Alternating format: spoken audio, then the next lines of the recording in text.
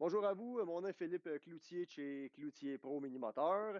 Je vous présente aujourd'hui un genre de compte-rendu de ce qu'on a vécu cet hiver avec la souffleuse Ego. On a fait une première présentation l'automne passé de cette machine-là, sans nécessairement l'avoir essayé. Évidemment, au mois de septembre, il n'y avait pas encore de neige. Là, on l'a vécu dans différentes situations. Puis, on s'est permis aussi là, de vous montrer la souffleuse dans son ensemble. On va vous montrer un peu certaines pièces, puis comment la machine est construite.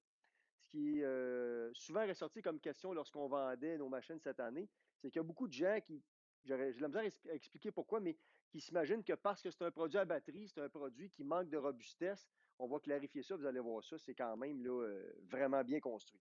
À la base, ben, écoutez, on fait un petit récapitulatif pour ceux qui c'est la première fois qu'ils la voient. On parle d'une souffleuse ici à batterie. C'est une souffleuse donc qui contient deux batteries Ego 56 volts. Cette souffleuse-là vient avec un chargeur double de 280 watts.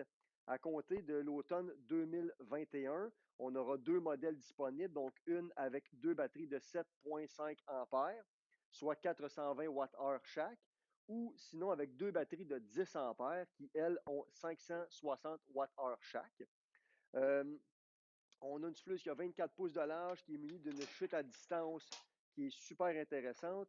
On a noté cet hiver et ensemble, on va installer le kit pour modifier le problème. On a noté cet hiver qu'on avait une certaine problématique. La chute tournait trop facilement. Donc, avec la pression de la neige, des fois, la chute changeait de direction sans que ce soit réellement désiré.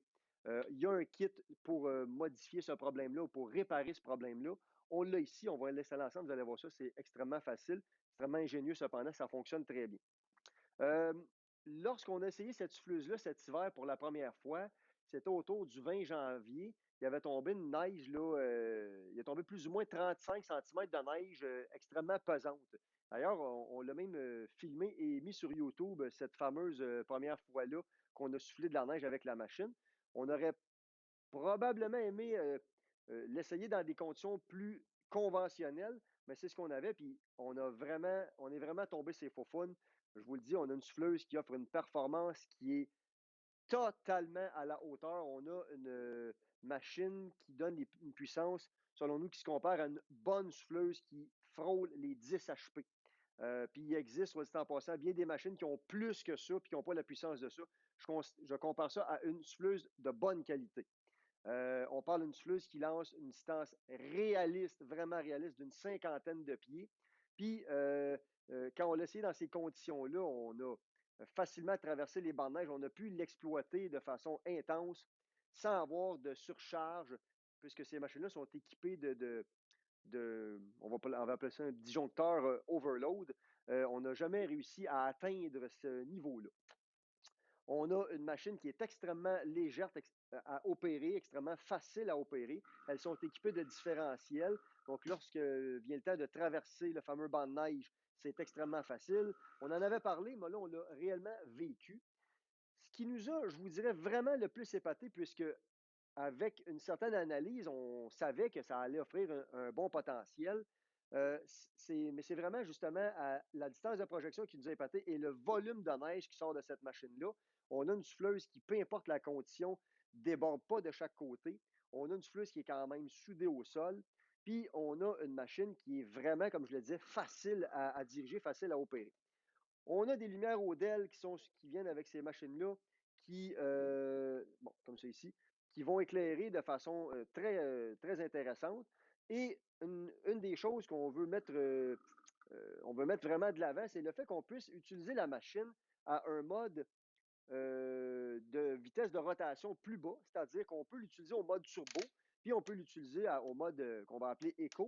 Ce mode-là est un mode avec lequel la vitesse de rotation des vrilles et de l'éventail va tourner moins vite. On va donc avoir moins de distance de projection, mais contrairement à une machine à essence, lorsqu'on diminue le contrôle à gaz sur une machine à essence, on diminue grandement la performance de l'appareil. C'est-à-dire qu'on diminue ni plus ni moins la puissance du moteur lorsqu'on diminue le régime.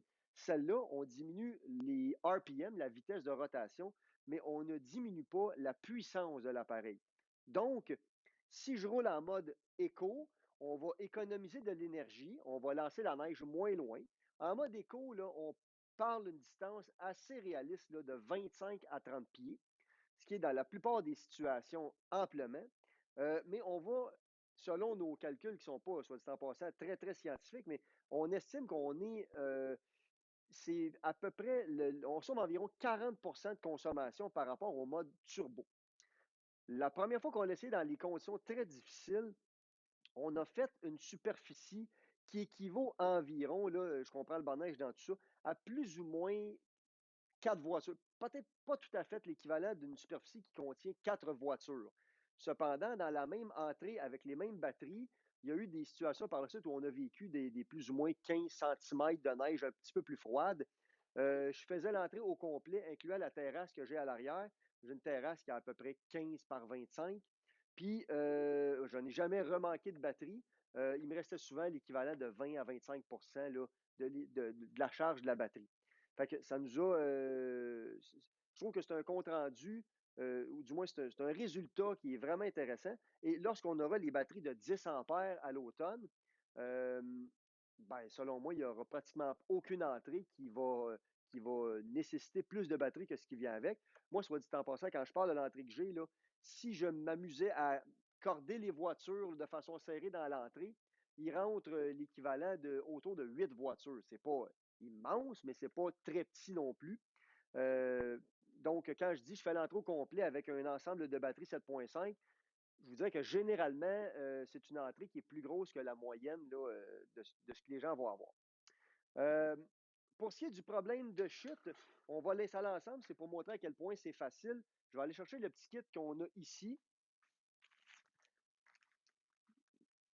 Dans le kit, il y a l'outil pour retirer le capuchon qui est ici, puisque on va dire la pièce s'installe sous ce capot-là. Je vais prendre l'outil qui est ici.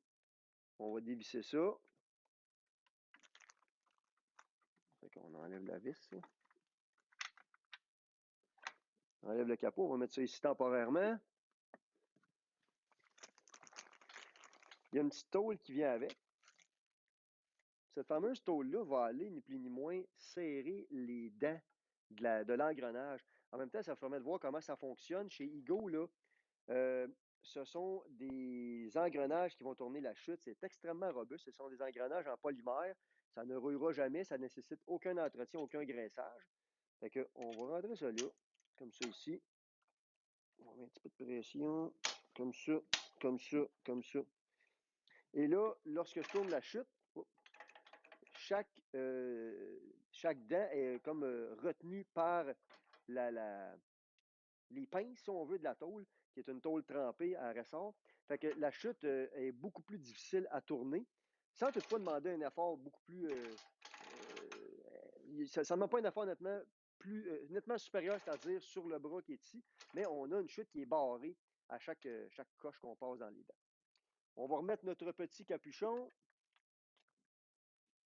Ça, c'est un kit. Là, si vous avez déjà une souffleuse Ego, le kit est gratuit.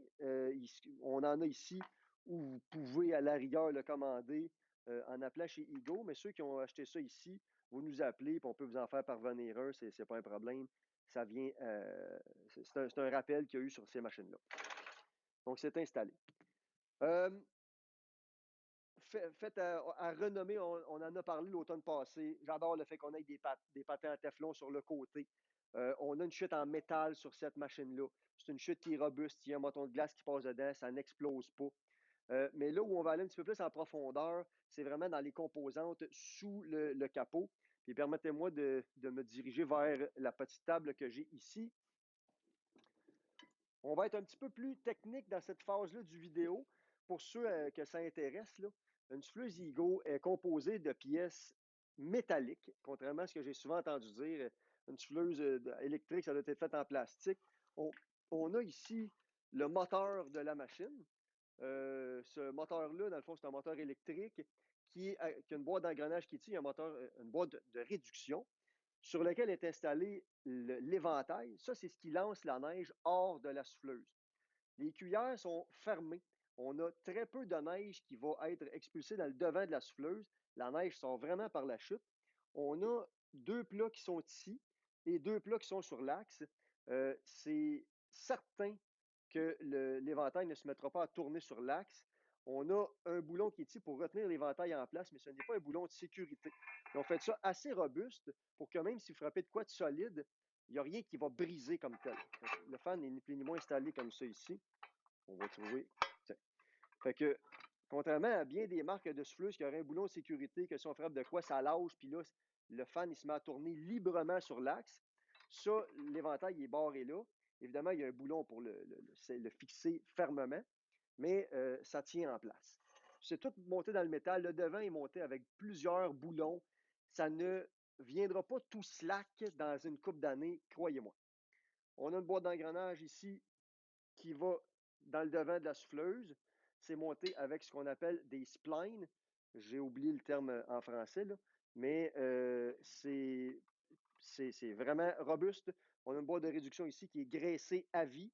Ce n'est pas quelque chose qui nécessite de l'entretien. C'est monté dans la graisse au complet. On a, encore une fois, un axe pleine largeur.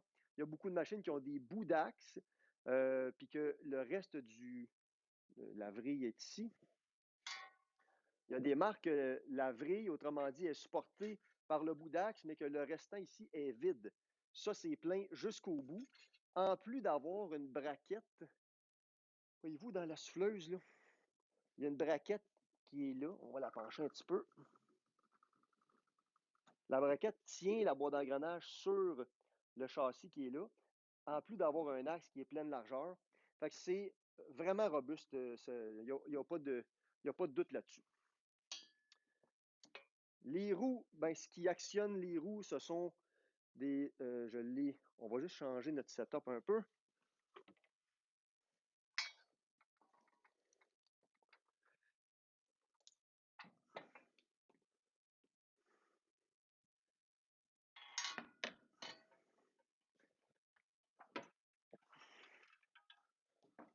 Ce qui actionne les roues sur la machine, ce sont des engrenages en métal, à la fois ici, puis on a des engrenages en métal dans les roues.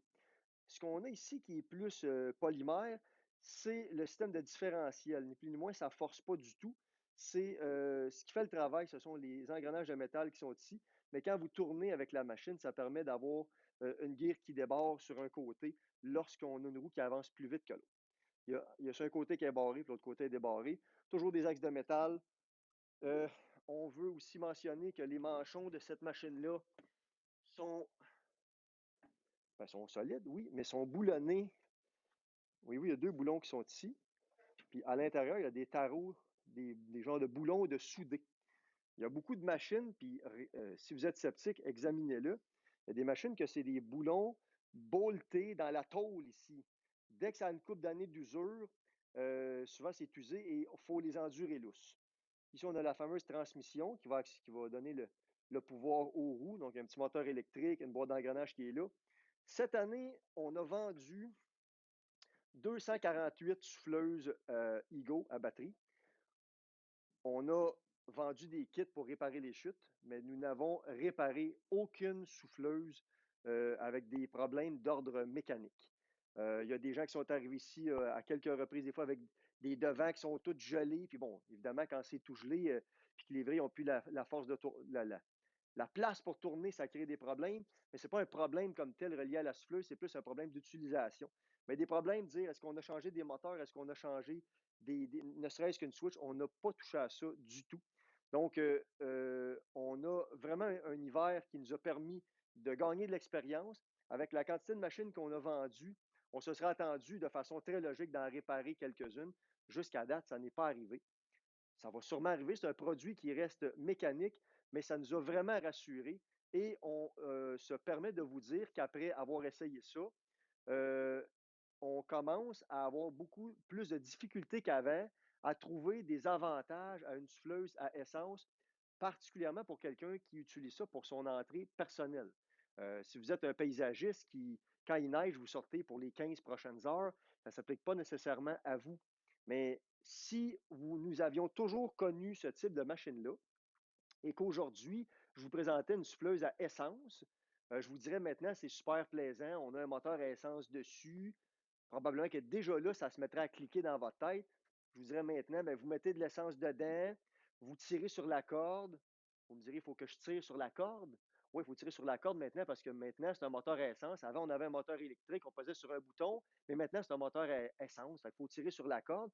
N'oubliez pas de vérifier votre huile au cas où, puis assurez-vous de la changer une fois par année. Puis aussi au printemps, assurez-vous de vider l'essence dans votre réservoir à essence pour pas que rendu à l'automne suivant, l'essence soit pourrite. J'aurais pas commencé à vous expliquer ça, vous m'auriez arrêté tout de suite, vous auriez dit: «Moi, j'ai toujours eu une souffleuse à batterie». Parlons de la Higo. J'ai eu une performance incroyable. Je n'ai jamais eu d'entretien à faire là-dessus. Je n'ai jamais senti le skidoo quand je suis rentré dans la maison. J'ai pas de vibration. L'été, je swing ça dans le cabanon, je mets les batteries dans un endroit tempéré. C'est ultra simple à utiliser. Je vous dirais: «Oui, mais qu'est-ce qui arrive si un jour vous voulez déneiger, tu sais, tous vos voisins puis vous manquez de batterie?» Vous allez me répondre: «Jamais je vais décider de souffler la rue au complet. On va laisser ça au col bleu». Fait qu'au final, c'est pas parce que le vidéo ici n'est pas pour critiquer les produits à essence, parce qu'il existe encore des utilités à ça. Cependant, si vous avez une entrée conventionnelle, puis vous dites, moi, je veux avoir un appareil que je vais avoir hâte qu'il neige, la souffleuse Ego nous a vraiment épatés. On s'attendait de faire un compte rendu puis de vous nommer quelques petits côtés désavantageux. J'aimerais bien, pour faire une vidéo la plus objective possible, vous en donner. Jusqu'à date, on n'a pas trouvé grand-chose. On s'essaye, là, mais sérieusement, on était vraiment épatés et contents du résultat que ça nous a donné. Euh, sur ce, écoutez, je vous remercie encore une fois de nous avoir regardés. N'hésitez pas à nous contacter encore une fois par Facebook, YouTube, email, puis même le téléphone s'il marche encore. On a encore ça des téléphones. Fait que vous pouvez nous appeler, il n'y a pas de problème. Euh, je vous avoue que là, présentement, on est au mois de mars. On a déjà, si vous désirez prendre réservation pour l'automne suivant, euh, on fait ça. On en a plusieurs de réservés et lorsqu'on reçoit les machines, on appelle. Donc, si vous avez besoin de plus d'informations, contactez-nous, ça va nous faire grand plaisir. Merci pour votre écoute.